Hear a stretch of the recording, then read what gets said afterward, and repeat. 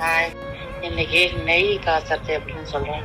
Daily பால் காய்ச்சும் போது மேலே ஏடு வருது இல்லைங்களா, அதை எடுத்து சேவ் பண்ணிகிட்டே வந்தீங்கன்னா 2 வாரத்துக்கு ஒரு முறையோ நெய் காய்ச்சலாம்.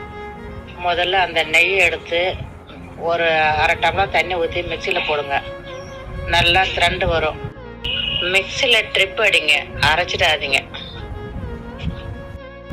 அதுக்கப்புறமேட்டுக்கு ஒரு 2 முறை, மொத்தம் 3 முறை தண்ணி ஊற்றி அலசி ஃபில்டர் பண்ணிட்டுங்க.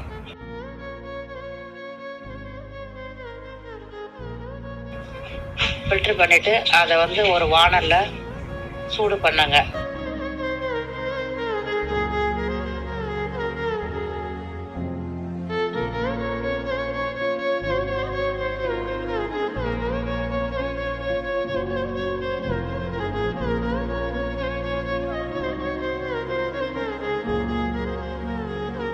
சூடு பண்ணிக்கிட்டே வந்தால் ஆயில் மாதிரி வரணும்.